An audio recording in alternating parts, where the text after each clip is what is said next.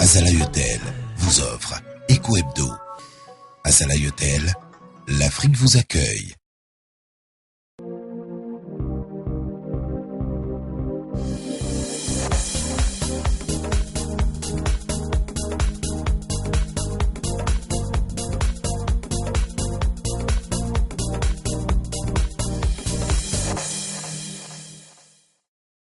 Mesdames, Messieurs, bonsoir et bienvenue au rendez-vous de l'économie sur la panafricaine, la chaîne du continent africain, la télévision.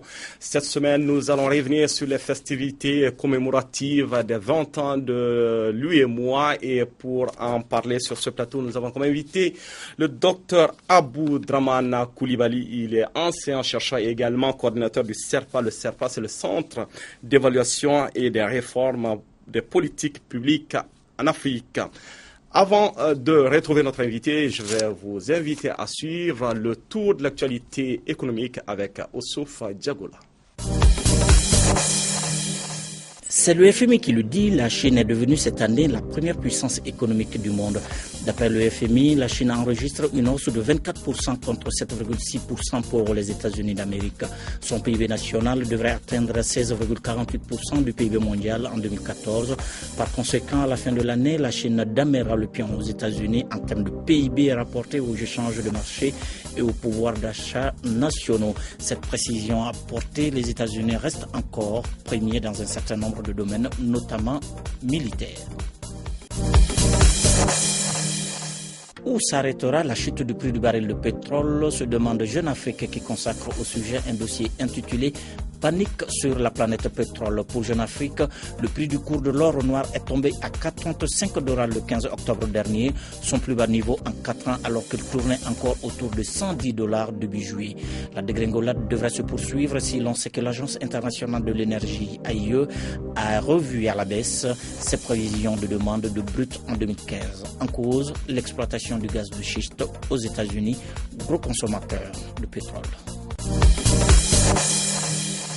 En Côte d'Ivoire, l'autorité de régulation des télécommunications a infligé des sanctions aux opérateurs de téléphonie mobile pour la mauvaise qualité des services. Tous les opérateurs sur les réseaux 2G et 3G du pays ont écopé d'une amende totale de 1,216 milliard 947 250 francs CFA au regard de nombreuses défaillances dans 53 villes où des tests ont été effectués. Toutefois, un audit de contrôle de la qualité des services pour la période allant du 31 juillet au 27 août 2014 montre une amélioration par rapport à l'année dernière. Le gouvernement sénégalais lance un emprunt de 75 milliards de francs CFA sur le marché financier régional.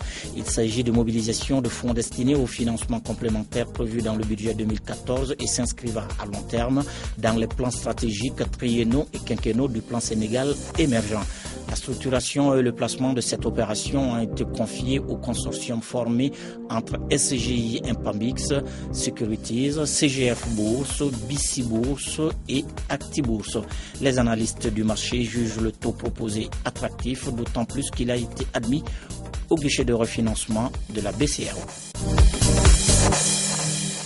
Le projet de loi de finances 2015 du Gabon a été adopté par le Conseil des ministres. Il s'élève à 3 188,7 milliards de francs CFA contre 2 954,6 milliards de francs CFA en 2014, soit une hausse de 234,1 milliards de francs CFA. Selon un communiqué officiel, 51,54% de ce budget seront consacrés au fonctionnement, notamment au paiement des salaires, des biens et services et des dépenses de transfert. Les dépenses d'investissement se caractérisent par un relèvement de 66,4 milliards de francs CFA pour se situer à 693,5 milliards de francs CFA. Au Mali, le Conseil des ministres extraordinaire du jeudi 21 octobre 2014 a adopté un projet de loi portant modification de la loi de finances rectificative 2014. Le nouveau collectif budgétaire 2014 est estimé en ressources à 1 642 milliards 437 millions de francs CFA et en dépenses à 1 800 23 milliards 48 millions de francs CFA.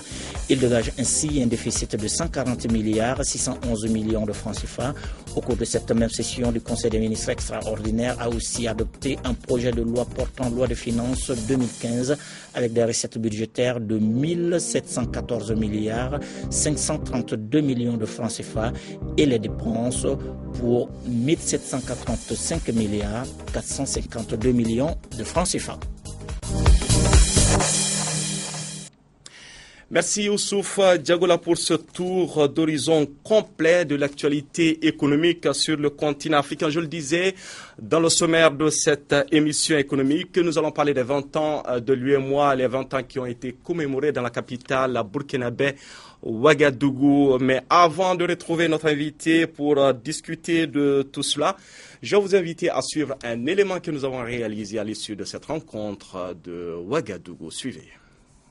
Créé en 1994 à Dakar, l'UEMOA a 20 ans cette année.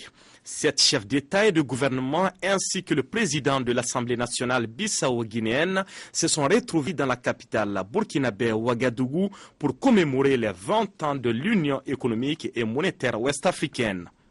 En 20 ans d'existence, l'institution a déployé des projets communautaires concrets dans le cadre du programme économique régional en matière d'hydraulique villageoise, d'infrastructures routières, d'aménagement hydro-agricole, de sécurité alimentaire, sans oublier l'enseignement supérieur, la formation professionnelle, mais aussi la santé humaine et animale.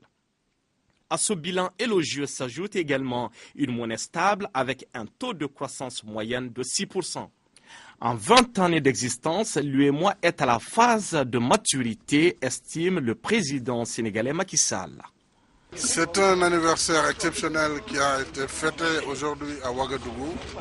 20 ans, c'est l'âge de la maturité. Et l'UEMOA vient de passer sa maturité. Cela a été constaté par les politiques communautaires mises en œuvre par les institutions et organes spécialisés, mais surtout par le programme économique régional qui vient d'être promu lors du sommet de Dubaï. Je pense que nous allons consolider de jour en jour notre unité au sein d'une communauté de destin. Et donc, joyeux anniversaire. Des succès engagés certes, mais l'institution se doit donc de se projeter dans l'avenir si elle veut demeurer une organisation de référence en Afrique, mais également dans le monde. Visiblement très satisfait, Mahamadou Issoufou du Niger estime que l'occasion était bonne pour passer en revue les réalisations avant d'ajouter que l'UEMOA est un bel exemple d'intégration. Je pense que cette cérémonie d'anniversaire de l'UEMOA a été une excellente occasion pour faire un peu le point par rapport aux réalisations que notre organisation commune a eu à enregistrer. Vous avez dû suivre les discours. Il y a eu beaucoup de progrès dans le cadre de la consolidation d'abord de notre modèle commune. Il y a eu beaucoup de progrès sur la voie de l'union douanière. Il y a eu également beaucoup de progrès en ce qui concerne la circulation des personnes, des biens et des capitaux. Donc nous sommes réellement un bon exemple d'intégration pour l'ensemble du continent africain. Pour rendre davantage efficaces, les chantiers nouveaux ont été ouverts, estime Thomas Yayibouni, président du Bénin. On a ouvert des chantiers au niveau des infrastructures. Nous avons ouvert des chantiers au niveau pour l'unification de notre marché commun, de manière à permettre ce que nous appelons maintenant l'expression de toutes les libertés. La liberté de circulation des personnes, des biens, des services, des capitaux. Nous avons ouvert le chantier pour créer un secteur financier sain. Un institut d'émission qui s'occupe de l'émission des signes monétaires, de la mise en œuvre de la politique de la monnaie du crédit. Une banque de développement qui s'occupe du financement de l'intégration économique. Monsieur Koulibaly, docteur Koulibaly, vous venez donc de suivre cet élément-là avec nous. Alors, 20 ans d'existence, comme l'a dit le président sénégalais Macky Sall, c'est l'âge de la maturité et un bel exemple d'intégration. Qu'en pensez-vous? Tout à fait, évidemment. Si nous devons comparer dans une approche plutôt historique entre l'évolution notamment de l'Union européenne à partir du traité de l'acier du charbon en 1951, jusqu'à ce que nous puissions avoir la Commission de l'Union européenne, avec le traité de Maastricht en 1992. Lorsque nous comparons les deux modèles économiques, les deux modèles d'intégration, je pense que l'UEMOA, évidemment, est arrivé à la phase de maturité. Et évidemment, tout n'a pas été rose, beaucoup d'efforts ont été faits. Beaucoup d'efforts ont été faits, et je pense évidemment que c'est là l'occasion de tirer notamment le chapeau à tous les chefs d'État, à tous ces pères fondateurs des nations africaines. Si nous remarquons bien le discours de 1973, à l'époque on avait l'UMOA, l'Union monétaire ouest-africaine. L'approche était tout à fait différente. Et le contexte en 1994, ce contexte s'est posé dès l'instant avec l'UMOA, qui est l'Union économique monétaire ouest-africaine, avec d'autres chantiers. Et je pense évidemment que je suis tout à fait d'accord avec le président Macky Sall lorsqu'il dit que c'est une phase de maturité qui est tout à fait satisfaisante. Et je suis tout à fait d'accord avec lui. Alors, docteur Koulibaly, les réformes, nous le savons, ont été opérées par cette organisation régionale. C'est des réformes qui, à votre avis, apportent quand même des éléments de réponse tangibles aux problèmes auxquels les États membres de l'Union sont confrontés. Évidemment, je pense que de manière globale, si nous devons faire un bilan dans une approche rétrospective des 20 dernières années de l'UMOA, on peut dire que l'approche est tout à fait, je dirais en fait que les résultats sont tout à fait globalement satisfaisants. Dans une approche plutôt sectorielle. D'abord, le contexte notamment de la mise en place de l'UMOA était de faire face à un problème purement économique, qui était d'abord dû à la dévaluation du franc CFA. Et l'UMOA a pu surmonter cela. Il y a eu beaucoup de réformes qui ont été faites dans le domaine non fiscal, dans le domaine de l'enseignement supérieur, avec l'adoption du système LMD aujourd'hui. Beaucoup d'efforts également ont été faits, notamment dans la construction des routes, avec son puissant levier qui est la BOAD, dans le cas de la construction des routes. Je pense que de manière globale, les choses ont été tout à fait correctes. Si nous remarquons les 20 années, notamment de l'UMOA, mais il y a encore beaucoup de choses à faire. Et notre souhait également au niveau du centre d'évaluation des réformes politiques, des politiques publiques en Afrique, c'est qu'évidemment nous puissions également ensemble, l'UMOA puisse impliquer la société civile dans le choix des indicateurs, des mesures de la performance, pour que évidemment les 20 prochaines années, nous puissions également être une situation où l'état de l'Union pourra alors s'améliorer. Et je pense que c'est ça lui est gagnant. Si l'UMOA, comme l'UMOA l'a toujours fait, implique également toutes les forces vives, déjà le patronat, le milieu des affaires est beaucoup impliqué dans l'élaboration des politiques de développement, mais également l'important que la société civile également puisse être impliquée. Les centres de recherche, le milieu universitaire, dans le cadre de ce qu'on appelle le contrôle citoyen des politiques publiques, qui est une vieille rhétorique qui a fondé toutes les grandes nations du monde entier. Quand en réalité, on ne peut pas bâtir le développement et le bonheur d'une personne sans l'impliquer. Et nous, en tant que structure universitaire, des centres de recherche, nous pensons que l'UMOA doit pouvoir nous impliquer largement dans le cadre de l'élaboration des indicateurs et des mesures de la performance, que nous pensons que ce sont des seuls gages d'un guide réel pour que nous puissions aller de l'avant vers la prospérité de l'Union, une croissance partagée avec l'ensemble des populations. Et je pense que nous pouvons le faire. Vous pouvez le faire, je suis convaincu de cela. Alors, docteur, des réformes opérées, on l'a dit tout à l'heure, et lui et moi avait organisé le forum des investisseurs à Dubaï, qui a regroupé tout un beau monde constitué d'investisseurs et des grandes entreprises qui s'intéressent, des multinationales qui s'intéressent au continent africain et en particulier à l'espace UEMOA. Une belle initiative selon vous? Très belle initiative. Parce que l'important de comprendre une chose aujourd'hui, il y a une doctrine qui enseignait ce qu'on appelle le partenariat public-privé. On ne saurait s'exclure dans un monde en pleine modernisation, dans un monde en pleine Justement, mutation. docteur, nous en parlons depuis un certain temps, le partenariat public-privé. Où en est-on avec ce partenariat-là? Mais le partenariat public... Est-ce que nous voyons déjà des avancées notables dans ce domaine ou nous sommes encore en deçà des attentes qui ont été fixées? Évidemment, nous sommes encore, je dirais que peut-être si nous faisons, on essaie notamment d'analyser globalement au niveau des questions infrastructurelles, les différents membres de l'UMOA, je pense que le partenariat public-privé est déjà en marche. Ça a déjà commencé. On sent plus aujourd'hui une forte présence également des entreprises chinoises dans la construction des routes. Mais ce qui serait souhaitable, et je pense bien que l'UMOA l'a compris, en organisant un forum à Dubaï, c'était une manière pour l'UMOA d'amener les hommes d'affaires de l'Union à pouvoir contracter avec des partenaires étrangers pour pouvoir permettre à l'Union d'aller de l'avant. Et en le faisant, ce partenariat public-privé pourra permettre à nos États qui sont en difficulté de financement pour pouvoir capter des financements innovants dans le cadre d'une approche évidemment de ce qu'on appelle, dans une approche notamment de ce qu'on appelle de joint venture, pour permettre également au privé d'intégrer également ces approches de stratégie de développement, la présence également de l'État. Et je pense que c'est une bonne approche. Et aujourd'hui, lorsqu'on regarde un bilan aujourd'hui, le bilan est globalement satisfaisant dans cette partie de l'Afrique, qui est l'Afrique de l'Ouest. Si on le compare par rapport aux autres régions qui sont l'Afrique centrale et puis peut-être l'Afrique australe. Je pense qu'au niveau de l'Afrique de l'Ouest, quand même, la procédure est en bonne marche. La procédure est en bonne marche. C'est du docteur Coulibaly. Pendant 3 jours, les experts de l'UEMOA feront le point avec le gouvernement malien de l'état d'application des réformes communautaires au Mali. C'est une initiative annuelle de la conférence des chefs d'État et de gouvernement de l'Union. Nous allons vous inviter à présent, chers téléspectateurs, à suivre cet élément et juste après, nous allons revenir sur ce plateau avec Dr Coulibaly. C'est à l'Azalaï Grand Hôtel de Bamako que pendant 3 jours, les experts de l'UEMOA ainsi que les membres du gouvernement malien vont passer à l'évaluation des réformes communautaires. Cette rencontre est une initiative annuelle de la conférence des chefs d'État.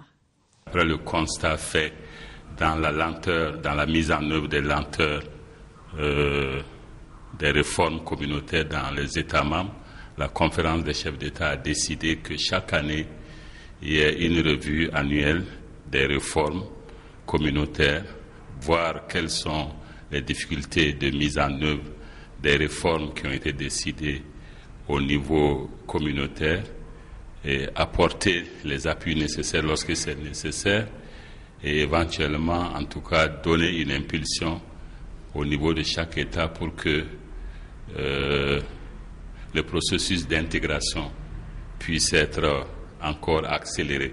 En ce premier jour des travaux, l'UEMOA considère que le Mali a eu à faire des efforts importants dans le secteur de l'économie et des finances.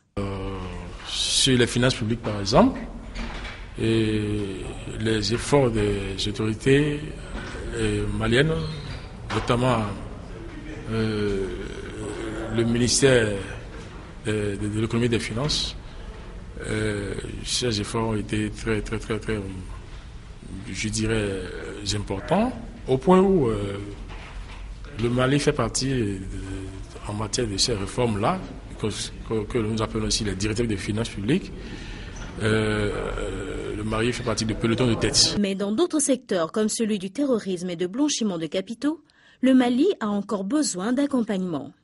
Quand vous prenez la question de financement de terrorisme, par exemple, blanchiment d'argent, de capitaux, le Mali également a mis en place les structures qui conviennent à cette lutte-là, mais a besoin quand même d'un peu d'accompagnement, de soutien, parce que quand on arrive à appréhender des personnes qui sont en position délicate, il faut que le processus de saisine de la justice aboutisse. Et là, comme dans tous les États, ce n'est pas toujours évident. Les travaux de la première revue annuelle des réformes ne sont qu'à leur premier jour et l'UEMOA retient de façon consensuelle que le Mali est au-dessus de la moyenne, du moins sur l'ex-gouvernance économique et convergence.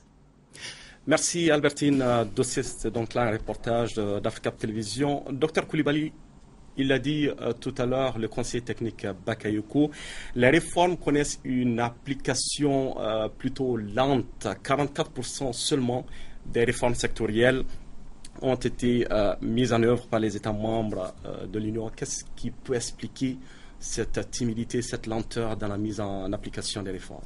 Non, je pense évidemment que le véritable problème, notamment, c'est une problématique qui est liée au suivi et évaluation des politiques publiques. C'est très important. Parce qu'évidemment, lorsque on construit une politique publique, il faut pouvoir mettre en place les indicateurs de mesure de la performance. Former l'ensemble des acteurs des administrations publiques africaines, de l'UEMOA, pour que ces acteurs puissent alors les suivre à temps réel, pour qu'on puisse faire un feedback, notamment aux autorités, pour qu'on puisse prendre des décisions à temps réel. Malheureusement, lorsque vous remarquez bien, le taux d'exécution des réformes est très faible, c'est dû au fait qu'il y a un véritable problème de renforcement des capacités des ressources humaines dans nos différentes structures. C'est la raison pour laquelle je pense que à ce niveau, l'UEMOA doit notamment impliquer tous les systèmes d'information décisionnelle, notamment les statistiques. On ne saurait prendre une politique publique, on ne saurait prendre véritablement une bonne politique publique dans un État sans information réelle, sans statistiques. Aujourd'hui, lorsque vous remarquez bien, malgré toutes ces réformes qui sont faites, l'état des statistiques en Afrique reste encore à déplorer.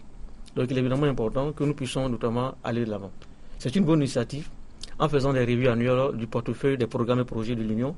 C'est vraiment une véritable initiative qu'il faut saluer. Si nous comparons l'état du NEPAD, aujourd'hui le NEPAD qui a été entamé en 2001, lorsque nous constatons aujourd'hui les blocages qui sont dus au fait que la plupart des États membres de l'Union africaine n'ont pas encore approprié le NEPAD, c'est dû au fait que les revues annuelles qui devraient se faire depuis Lusaka en 2001 n'ont pas été faites réellement. Et je pense que l'UEMOA doit être encouragé dans cette voie. N'a pas été mené à fond depuis Lusaka. Alors, cette revue annuelle, selon vous, Dr Coulibaly, est-ce qu'on peut espérer que ces revues vont améliorer, si vous voulez, la gouvernance dans les États membres de l'Union? Tout à fait. Je pense que c'est une très bonne approche. Les questions des politiques publiques ne sont pas propres seulement qu'à l'UEMOA. Je vous ai pris le cas de l'Union européenne. C'est un vieux modèle d'intégration. Jusqu'à aujourd'hui, l'Union européenne n'est pas encore tout à fait... les approches ne sont pas consensuelles concernant les questions d'immigration de l'Union européenne. Pour dire que l'Union européenne qui est vieille jusqu'à aujourd'hui... Il faut reconnaître que tous les États n'ont pas les mêmes politiques en la matière. Évidemment, tous les États n'ont pas les mêmes problèmes. Donc la question également se retrouve également dans l'UEMOA. L'UEMOA n'a que pratiquement 20 ans d'existence aujourd'hui.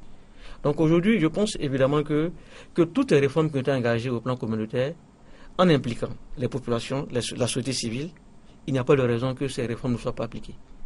Parce qu'en réalité, au-delà des trois pouvoirs que Montesquieu enseigne, le pouvoir exécutif, le pouvoir législatif, le pouvoir judiciaire, le pouvoir le plus important, c'est le contrôle citoyen. En réalité, on ne peut rien, encore une fois, sans impliquer l'homme. Et quel est l'état du contrôle citoyen dans nos États africains, Dr Coulibaly? C'est véritablement déplorable. Si nous regardons un peu le mode de fonctionnement des structures de la société civile, notamment ce qu'on appelle les contre-pouvoirs, c'est vraiment déplorable. Mais cela peut s'expliquer du fait que, lorsque vous regardez le financement de ces structures-là, le financement de ces ONG ou des structures, des centres de recherche, ce qu'on appelle les think tanks aux États-Unis, lorsque vous regardez les financements, beaucoup de ces structures-là ont besoin notamment de moyens pour pouvoir continuer à travailler. Et cela peut expliquer le fait qu'en termes de contre-propositions, de solutions, on ne puisse pas attendre véritablement des solutions médianes permettant à nos États notamment de s'améliorer. Est-ce que le problème ne se situe pas également au niveau de la source même de financement de ces ONG? Si, ça peut être une solution. Ça peut être une solution, non seulement les questions de source de financement, mais également les questions managériales.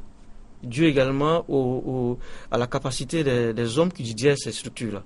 Parce que gérer une ONG, c'est toute une technique. Le plaidoyer, la défense des idées, la mobilisation des fonds, demande également beaucoup de compétences et d'expertise. Et malheureusement aujourd'hui, en Afrique, le constat qui est déplorable aujourd'hui, on a l'impression que la société civile aujourd'hui est instrumentalisée par d'autres structures que je n'aimerais pas citer sur ce plateau, que vous savez déjà très bien que je n'aimerais pas citer. Je pense que si toutes les structures de la société civile, notamment, étaient bien notamment organisées, on pourrait attendre de bons résultats de manière globale. Alors, les notions de projet-programme, Dr Coulibaly, programme public, impliquent certaines nuances. Est-ce que vous pouvez nous donner la différence, nous expliquer un peu la différence entre ces deux notions? Évidemment, c'est une très bonne question parce qu'il faut d'abord conceptualiser les mots avant d'avoir de comprendre également à quoi ils servent. Évidemment, le projet, lorsqu'on parle d'un projet, le projet d'abord est une action temporaire à but innovant et unique. C'est ça la définition d'un projet. Une action temporaire à but innovant et unique. On part d'une idée, comment concrétiser l'idée? Entre l'abstrait et le réel, il faut un projet. J'ai une idée, comment mettre l'idée en œuvre, il faut forcément un projet. Alors que un programme se définit comme étant quoi? Un ensemble de projets intégrés. En termes de durabilité, le programme occupe un espace plus important et une durée plus longue qu'un projet. Généralement ici, sur le continent africain, de manière globale, un projet plane autour de 5 ans, alors qu'un programme peut aller au-delà. En ce qui concerne les politiques publiques, une politique publique se définit comme étant un programme d'action, utilisant de façon rationnelle des ressources à partir d'un processus décisionnel démocratique. C'est ça la définition des politiques publiques. Et à ce niveau, beaucoup d'universités l'ont écrit. Si on prend les cinq traits caractéristiques d'une politique publique, on peut notamment les citer rapidement. Une politique publique doit être mesurable. Elle doit pouvoir également prendre en compte des éléments de décision et d'allocation. Une politique publique également doit pouvoir avoir des impacts sur la population. Elle doit pouvoir également être normative. Elle doit pouvoir être en phase avec les règlements. Donc voilà les aspects importants qui définissent réellement une politique publique. Vous venez de parler d'impact. Cela m'amène à vous poser une autre question. Est-ce que, selon vous, les crises à répétition que nous voyons ça et là, malheureusement, pourront impacter la mise en application de ces réformes publiques? Mais tout à fait. C'est là il faut notamment interpeller notamment les hommes politiques et toutes les structures de la société civile. Parce que lorsque vous prenez la cartographie et la typologie des risques de la mise en œuvre des progrès, l'instabilité sociopolitique fait partie des risques les plus importants. Quelle que soit la volonté des hommes de pouvoir améliorer les conditions de vie de nos populations, tant que le climat des affaires, tant que la situation politique ne se soit pas améliorée, on ne pourra rien attendre en retour. Et c'est important, lorsque vous regardez l'état de l'Union, aujourd'hui, lorsqu'on compare lui, moi ou lui, on a quelques fois de tensions, quelques instabilités dans certains pays que je ne citerai pas. Et si rien n'est fait, pour que nous puissions notamment revenir à une vie constitutionnelle normale dans ces États, les perspectives de croissance de l'Union pourront être remises à mal d'ici la fin de l'année, dans ce dernier trimestre de l'année 2014. Et je pense qu'à ce niveau, évidemment, il faut que nous puissions avoir la paix, la stabilité, pour que la croissance vienne et que ce soit une croissance partagée pour l'ensemble de la population. Et je crois bien que c'est mon point de vue. Docteur Coulibaly, pensez-vous alors que les politiques publiques doivent être analysées sous un segment régional? Évidemment, c'est l'une des légitimités de l'UMOA. C'est l'une des causes pour lesquelles l'UMOA est beaucoup sollicité. Il faut une approche concertée, une approche régionale, notamment de la mise en place des politiques publiques en Afrique. C'est d'ailleurs même très important. Voilà. Il y a une volonté qui a été faite avec le NEPAD à l'échelle continentale.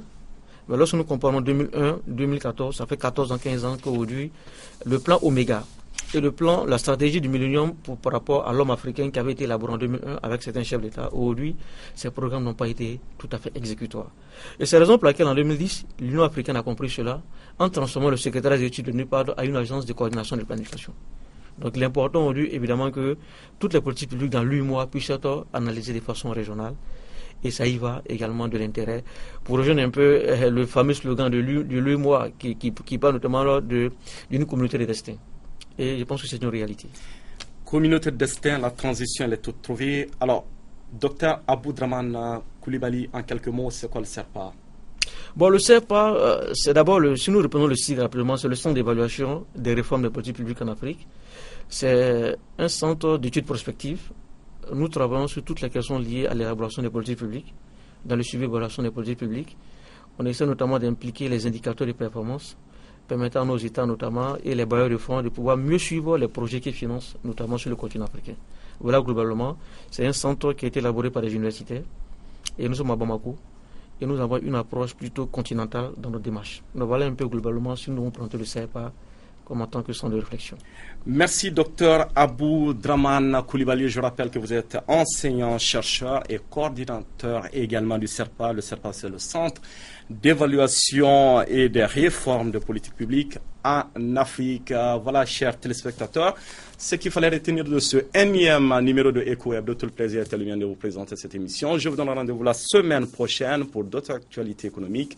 Merci et à très vite.